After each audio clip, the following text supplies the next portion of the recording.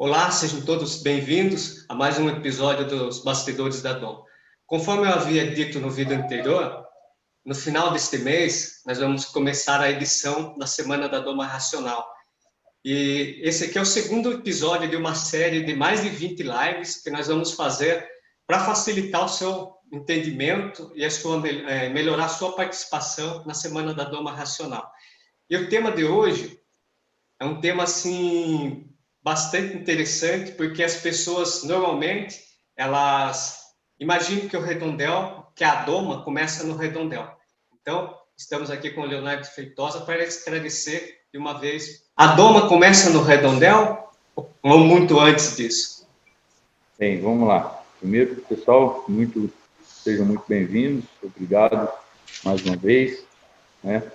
Esse é um tema legal que eu sempre comento, assim, quando a gente consegue fazer um projeto para domar um cavalo ou um projeto para criar um cavalo que naturalmente depois vai ser montado, vai ser domado, você consegue fazer seleção genética, você consegue trabalhar manejo, né, da mãe ou da receptora desse indivíduo, né? Então, quando a gente fala num processo assim mais macro, a gente fala numa situação de que você consegue, inclusive, selecionar por raça, por linhagem, por atitude do indivíduo. Isso, claro, vai fazer diferença lá na frente quando você for domar e treinar o seu cavalo, né?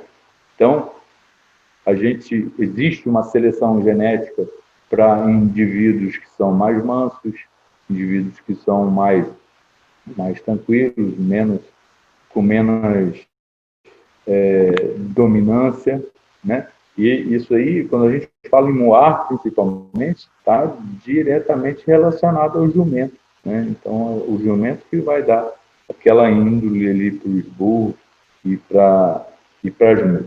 Lógico, tem a participação da mãe, né? Mas a gente vê aí por experiência com criadores que o jumento tem uma incidência muito grande no que vai ser o perfil de comportamento desse indivíduo, né? Então, a gente já podemos dizer, nesse caso, que a doma já está começando, né? Porque eu estou tentando escolher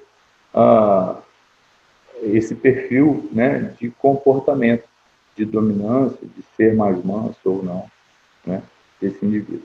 Tá? Então, isso começa lá atrás, quando você escolhe o pai e a mãe, quando existe essa possibilidade, né? Então, quando a gente fala, vou puxar um pouquinho a sardinha para o meu lado, né, que eu trabalho bastante com a modalidade redes, hoje a seleção genética dos pais é muito forte. Indivíduos que já têm filhos que têm campanha, que têm filhos ganhadores, ou indivíduos que ganharam competições, né? E isso está diretamente relacionado ao comportamento, né? Como eles se comportam ao serem domados e ao serem treinados, né? E aí isso é uma situação, né? A outra situação é a gente vê muitas das vezes, hoje, com a parte de reprodução na veterinária que está, né, muito evoluída, em que se faz transferência de embrião, inseminação artificial, né? Então, hoje, as éguas de performance, as éguas que são muito boas, acabam não gestando, né? Acabam não levando a sua cria dentro da barriga. Porque às vezes ela está em campanha, ou às vezes se tira mais embriões dessa égua durante a estação de monta. E por que eu estou falando isso? Porque esses embriões são colocados dentro de receptores de embrião. São outra égua, né? Uma barriga de aluguel. E aí eu já vi muitos problemas acontecerem em relação a isso. Eu já tive situações em que trabalhei em centrais de reprodução, em que se tinha uma receptora que não tinha manejo nenhum, né? Elas eram muito bravas e muito arredias, em que se colocava o embrião dentro dela de um garanhão e uma égua, assim, garanhão, embrião que valia R$ 100.000, daí para cima, né? E aí você imagina que quando a gente fala em genética, né, é o gene da mãe com o pai e tal. Então, existe uma coisa que é genótipo, outra coisa que é fenótipo, que é o produto do meio, tá? Então, esse indivíduo vai absorver características do meio, do ambiente. Tá? Então, imagina esse potro, ou potra, com uma, uma particularidade genética muito forte, com valor agregado geneticamente, mas que nasce de uma mãe receptora, que ainda que seja uma boa mãe, e que dê bastante leite para criar bem o potro, mas que não tem esse tipo de manejo. Então, esse potrinho vai absorver todas aquelas características dessa mãe de aluguel. Ou seja, se ela é algo que não tem manejo, não deixa chegar perto, não deixa pegar, quando pega, briga, né? Esse potrinho vai absorvendo tudo isso dessa mãe, né? E com isso, ele vai tendo aquele tipo de temperamento, vai aprendendo aquele tipo de temperamento, ainda que geneticamente ele tenha sido selecionado para ter um temperamento calmo, submisso, que aceite treinamento e tudo mais. E aí, muitas das vezes, uma égua dessa, você não consegue nem pegar a égua, nem pegar o potrinho para curar o umbigo direito, né? Então, isso aumenta aí as suas dificuldades, né? Então, quer dizer, quando começa a doma, você não acredita que esses esquisitos que eu citei aqui não são relevantes para quando esse potro chegar na época de ser montado? O que você acha, Emerson? Sim, com certeza. Então, a escolha já, né, Leonardo, já começa aí pela escolha de uma boa receptora, né? A Domo já começa por aí, né? Inclusive, já tivemos a oportunidade, né, de fazer o curso presencial, que as éguas que vieram eram receptoras, né, que vieram do Rancho das Américas, né? Isso. Então, que eles se preocupam exatamente com isso, né?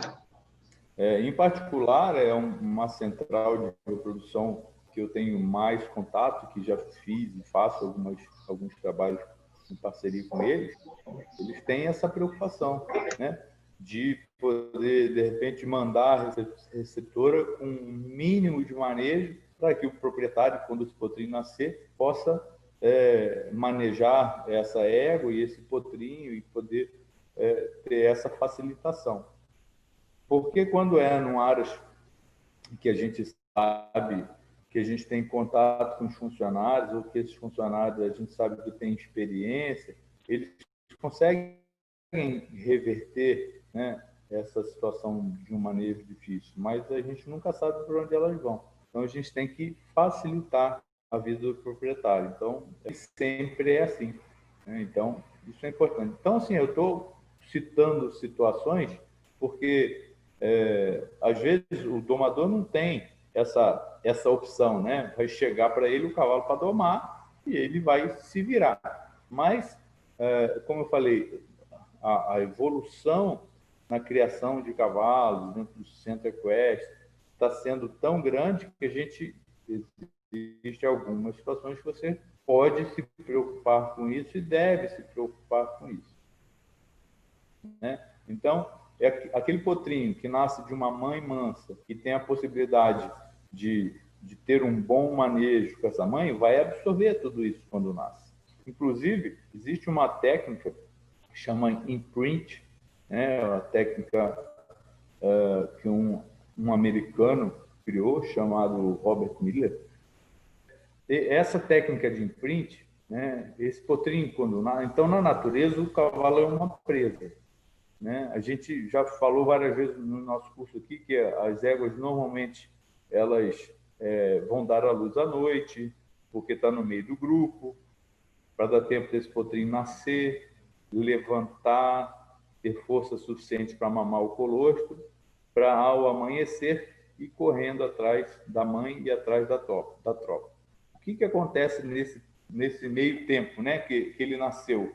Ele começa a absorver todas as informações ali do meio, né, e até por instinto de sobrevivência, né, para ele poder depois levantar, mamar e sair correndo atrás da mãe. Então, ele absorve todas essas informações para ele ao nascer. Então, eu sempre falo que assim, existe uma janela, né? Claro, hipoteticamente, no cérebro de um potro, todas as informações entram rapidamente para que ele possa entender o que ele tem que fazer, que é ir atrás da mãe, que é, naquele momento, a figura que ele entende que ele precisa acompanhar, que ele está protegido. Então, na técnica de imprint, quando entra o ser humano, que ele também ajuda na limpeza, faz todo o toque, né? Ele entrou também por essa janela, vamos dizer assim, né? Então, o homem esteve presente no nascimento e nas primeiras horas de vida. Ou seja, o potrinho absorveu e ele pode confiar no ser humano, ou pelo menos naquele ser humano, no mínimo naquele ser humano e nos seres humanos que têm a mesma atitude, o mesmo perfil, tá? Então, o homem entrou por essa janela e o potrinho tem essa percepção que ele pode confiar no ser humano. Ou seja, você já está facilitando muito a sua vida lá na frente. Quer dizer, você já não está domando, né? Quando você, depois que esse potrinho crescer, você fizer aí alguns procedimentos, às vezes de casqueamento, né? Quando você começa a colocar o cabresto, fazer o primeiro cabresteamento, as coisas se tornam muito mais fáceis, né? Então, quando ele chegar na idade de montar, né, que a gente chama de domar, né, vai ser muito mais fácil. Mas a doma já começou lá atrás, não é verdade? Então, o que a gente precisa, o que eu falo bastante que a gente precisa para domar um cavalo quando a gente entra no redondel? A gente precisa ganhar o quê? Inicialmente hierarquia, para depois ganhar a confiança, né? A vontade de trabalhar em grupo, ganhar a lealdade.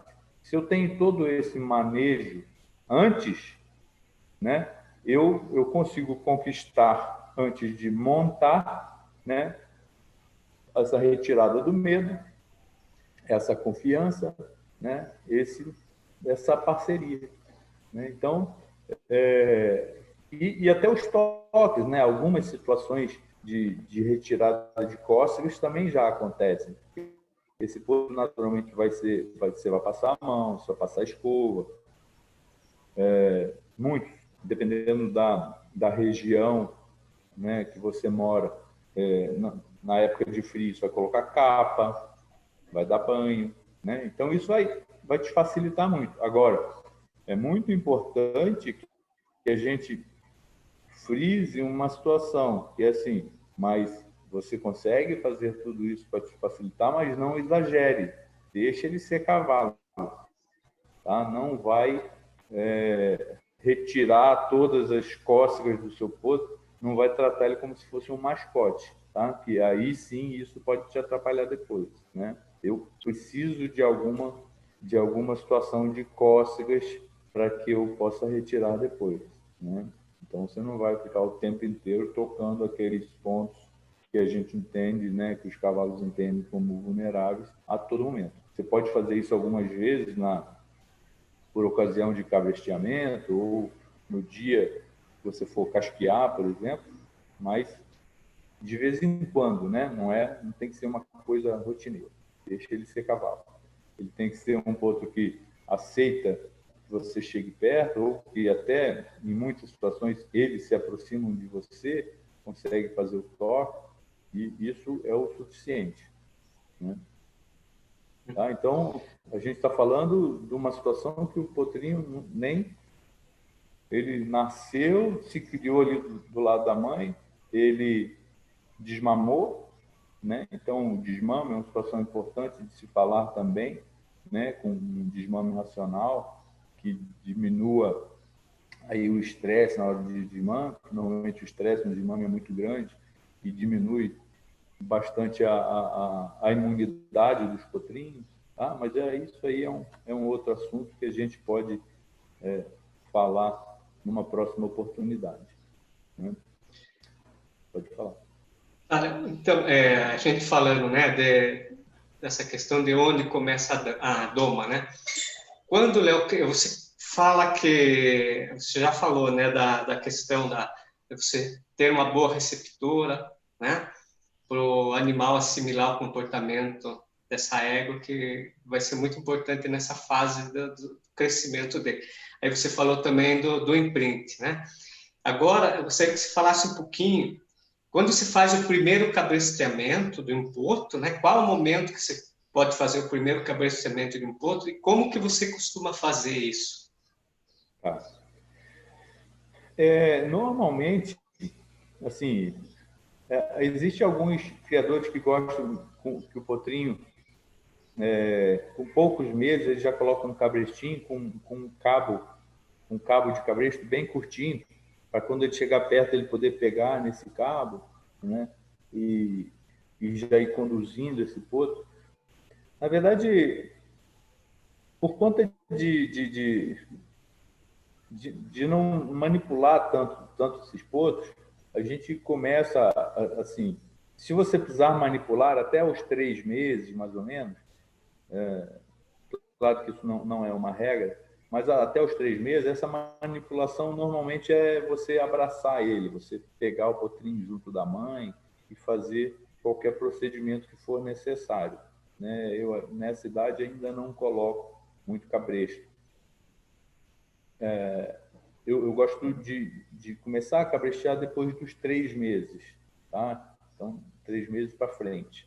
Você vai colocar um cabrestinho, e,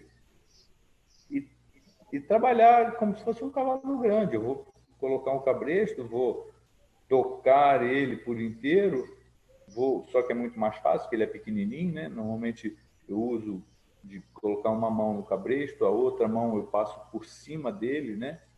Tendo controle mais do corpo dele, tocando ele para frente, estando o tempo inteiro apoiado nele, assim, né? Em contato com ele, vamos dizer. Eu gosto de fazer isso também no redondel, então eu levo a mãe e o potrinho para o redondel, ou para um curralzinho que seja. O ideal é que você não faça isso num piquete muito grande, né? E você ter controle da mãe, a mãe está sempre por perto, tá? Então, uma situação legal de fazer no redondel é que normalmente você coloca a mãe ali, ele fica confortável porque a mãe está junto, e aí eu faço esses primeiros cabresteamentos junto da mãe, para depois eu começar a fazer o processo de desmame. No redondel é legal porque assim, vamos dizer que eu estou do lado esquerdo do potro, né? O potrinho está do meu lado direito. Eu chego ele próximo do redondel de forma que eu crio um corredor, né? Para quando ele for sair. Então a minha mão guia, a outra mão vai ali na garupinha dele, tocando a garupinha dele, fazendo ele para frente, porque o lado de lá é a cerca do redondel, o lado de cá sou eu, né? E aí minha mão está lá atrás, estimulando ele para ir para frente, né? Ele só tem aquele corredor para frente para poder caminhar.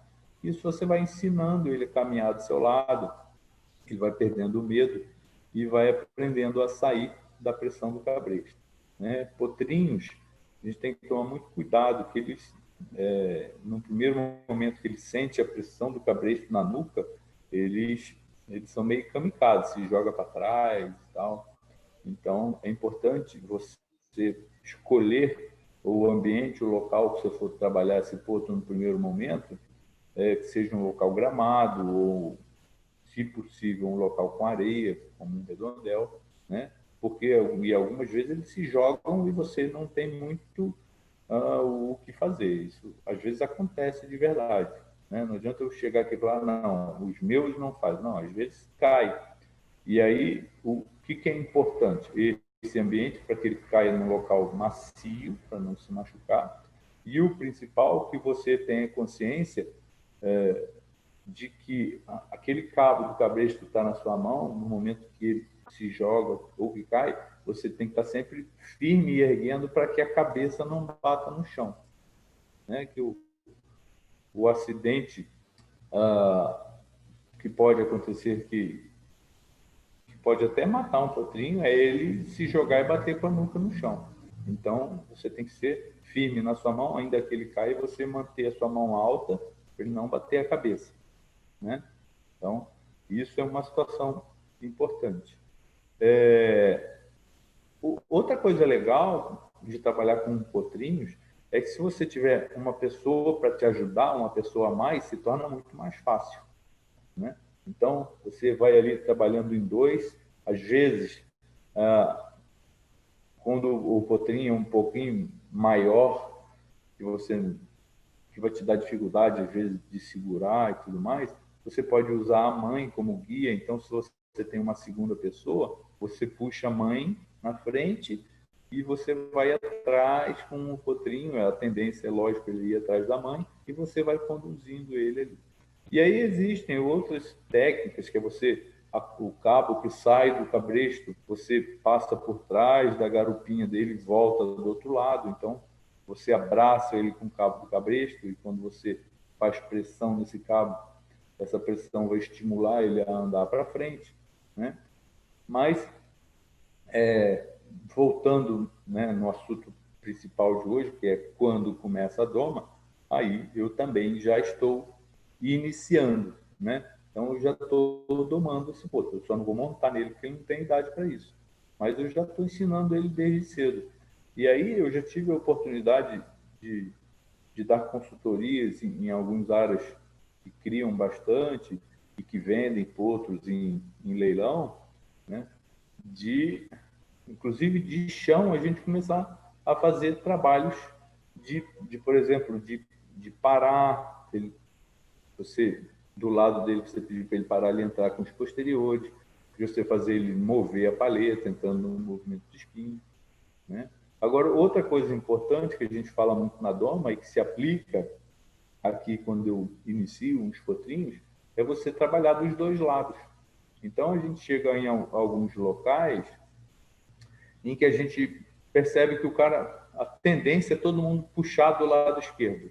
E aí, se você, por exemplo, passa para o lado direito do potrinho, ele não sabe o que é isso, ele não sabe andar do lado direito. Ou ele tem mais medo porque você trabalhou menos daquele local. Né? Então, isso é uma coisa que pode te dificultar lá na frente.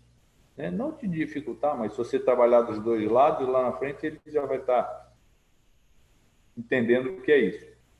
Agora, uma coisa interessante quando a gente fala dos criatórios maiores que produzem potros para venda, é que naturalmente esses potros acabam indo para um leilão ou para uma apresentação. Você tem que, de repente, levar esse potro para uma competição de morfologia ou conformação, e aí vai ter momentos que você quer. Imagina que você seja o juiz ou você seja a plateia. Se eu trabalho aqui do lado esquerdo do potro e estou passando na sua frente para lá, o potro vai estar aqui entre eu e você, certo? Você está vendo um potro. Agora, se eu não trabalho o outro lado e faço isso aqui, ó, eu estou entre você e o potro, você está vendo a mim e eu estou atrapalhando a sua visão do potro que está lá do outro lado. Então, naturalmente, o que eu faço? Esse potrinho que está aqui, eu deixo ele do seu lado e eu passo para o outro lado. Então, agora eu estou do lado direito dele. E se ele sabe o que é isso, se eu treinei ele para isso, eu vou poder fazer uma boa apresentação num leilão, ou vou poder estar mostrando para o juiz, e naturalmente eu já estou adaptando, dessensibilizando esse potro para quando eu for montar nele lá na frente. Né? Então imagina eu fazendo isso num potro e que existe essa rotina de manejo com ele quando eu for domar, ou seja, quando eu for montar, ele já está sendo domado, né? Eu já estou fazendo todo um manejo racional, já estou ensinando a ele o que é sair da pressão da nuca, eu já estou ensinando ele a ceder o focinho, a se mover lateralmente e tal. Então, quando eu for montar, eu vou só tirar aquelas cócegas da parte de virilha ali de baixo, né? E, naturalmente, isso aí vai se tornar muito mais fácil. Então, repara, quando a gente fala naquelas pessoas que vão ter um pouco mais de dificuldade, né, para domar, então a gente fala no processo de doma. Quando chega um potro, você vai domar ele ali. Um potro veio de outra propriedade, já tem mais de 2 anos, você vai domar. Tá. Agora, esse potrinho que nasceu na sua casa, que você fez todo esse processo, na hora de montar vai se tornar muito mais fácil, né? Ele já confia em você, não tem medo. Tá? Então, isso tudo eu considero um processo de dom. E eu acredito que daqui a alguns anos vai ser tudo assim, né? A não ser assim, nos locais mais isolados assim do Brasil, né? Quando a gente fala em Mato Grosso, Pará, Amazonas, né? Que existem grandes áreas terrestres que os cavalos ainda são criados. Mas mesmo assim, eu conheço várias propriedades que são muito grandes, que criam de uma forma extensiva e que já tem um manejo racional muito bom que vai facilitar a sua vida, né?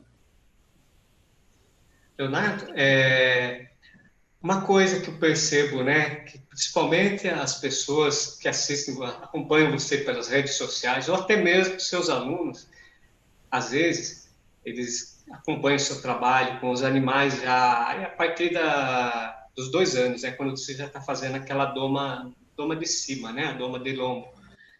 Só que eles pegam os potros, isso é muito comum, eles querem repetir o que você faz com os animais adultos, com os potros. Então, eles desensibilizam. E tem até acontecido, assim, de aluno, ele pega o potro todo dia, sabe? Então, ele acha que ele tem que fazer todo aquele processo que ele faz com o animal, que já está na doma de cima, com um potro. Então, eu gostaria que você falasse um pouco disso. Qual a frequência que eu devo trabalhar um potro, né? Porque eu posso ficar trabalhar todo dia. Qual o período ideal para não estragar esse potro? Então, na verdade, quando eu falo num potro que não está em idade de doma, qual que é meu objetivo? Eu quero um potro que, que deixe eu me aproximar, eu quero um potro que deixe eu colocar um cabresto, eu quero um potro que ande atrás de mim no cabresto, dos dois lados, para eu levar para um piquete, para eu levar para uma cocheira, para eu levar para o cara casquear. Eu quero manejar dessa forma. Eu quero poder pegar nas mãos e nos pés. Pronto. O que eu quero mais dele? Se ele está deixando eu fazer tudo isso, para que eu vou ficar fuçando, né? Não precisa fuçar. E se ele está manso o suficiente, você chegou, ele deixa você tocar. Ele colocou o cabresto, puxou, ele vem do lado esquerdo, puxou, ele vem do lado direito. O cara, quando vem encasqueado, ele deixa pegar nas mãos e nos pés. Deixa eu, por acaso, manipular, né, a parte de orelha, crina, se for necessário, fazer uma toalete. Não fica fuçando muito.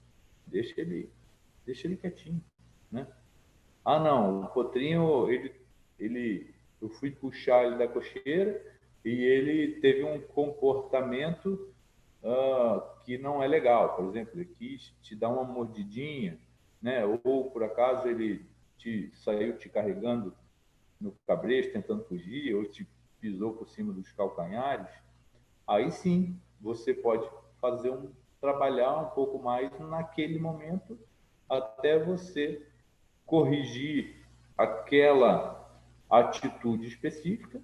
Depois de corrigido, pronto, solta, pega no outro dia.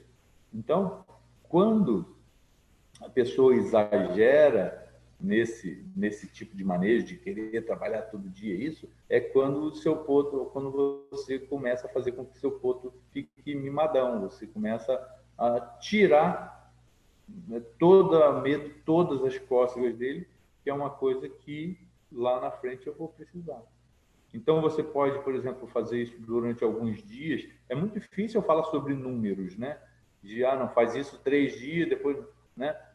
Então, faz isso durante alguns dias. No primeiro momento, você for cabrestear, ele tá legal, pronto. A próxima vez que você for pegar, né? Você vai lá e, se tiver legal, bem. Se não tiver, você vai lá e trabalha um pouco mais. E aí, lógico, isso vai diferenciar muito daquilo tudo que eu falo, que é raça, atitude, comportamento, indivíduo, linhagem, né? Então, se você vai precisar trabalhar um pouco mais, outro um pouco menos, e aí é bom senso, né? Você tem que fazer essa leitura quando você for pegar os potrinhos. De repente, num lote de potro, vai ter um que vai dar um pouquinho mais de trabalho, você foca um pouco, investe mais tempo nele. O outro que é mais mansinho, você já não precisa trabalhar tanto ele, né? Mas legal, Léo, nós vamos encerrar essa live, né? Que nós vamos dar continuidade numa segunda live, porque o assunto é bem extenso, né? Então, você vê que quem está nos acompanhando vê que a doma não é simples, não é aquele momento que eu peguei um cavalo e levei no rodandel, não começa ali. Então, ela já vem muito antes. E o Léo vai dar continuidade, né, sobre esse assunto numa segunda live que a gente vai fazer mais tarde.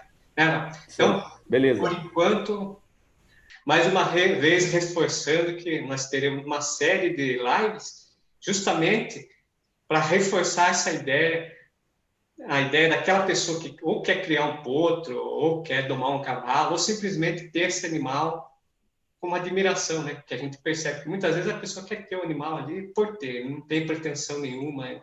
Então, é bom ele ter participado de todas essas lives, acompanhar todas essas lives e participar da semana da Doma Racional que a gente vai realizar no final do mês de janeiro e vai estar muito legal. Léo, então por enquanto é isso.